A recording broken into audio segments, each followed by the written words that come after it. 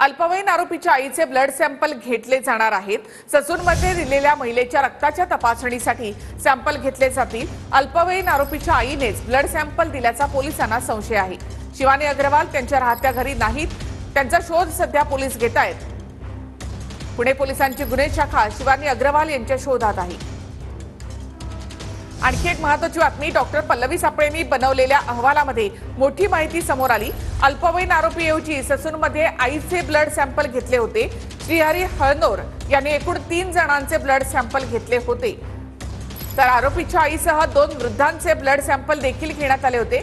मात्र आईचे blood sample forensic लॅबमध्ये रिपोर्टसाठी पाठवले। आरोपीच्या आईवर देखील त्यामुळे आता कारवाईची शक्यता आहे। अल्पवयीन आरोपीच्या आईनेच ब्लड सॅम्पल दिल्याचा पोलिसांना संशय आहे। शिवानी अग्रवाल राहत्या घरी नाहीत। पुणे पोलिसांची गुन्हे शाखा शिवानी अग्रवाल यांच्या शोधात असल्याची माहिती सूत्रांकडून मिळते। अल्पवयीन आरोपीऐवजी ससूनमध्ये आईचेच ब्लड सॅम्पल घेतले होते असा अहवाल डॉक्टर सापळेंनी सादर केलाय।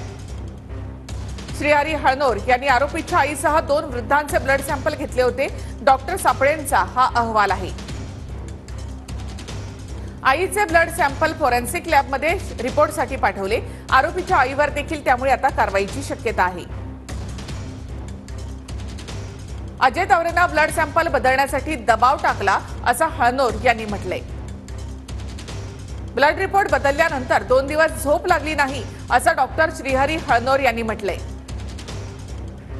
डॉक्टर तावरे आणि विशाल अग्रवालचं बोलणं झालं असं श्रीहरी हळनोर यांनी म्हटलंय। ब्लड सॅम्पल बदलले पण माझ्या मनाला ते पटलं नव्हतं असं डॉक्टर हळनोर यांनी म्हटलंय। माझ्याकडून मोठी चूक झाल्याचं मला वाटत होतं असं हळनोर यांनी म्हटलंय। तर पोलीस पुणे अपघाता प्रकरणामध्ये अनेक खुलासे हे समोर आलेले आहेत। पुणे पोलीस आयुक्त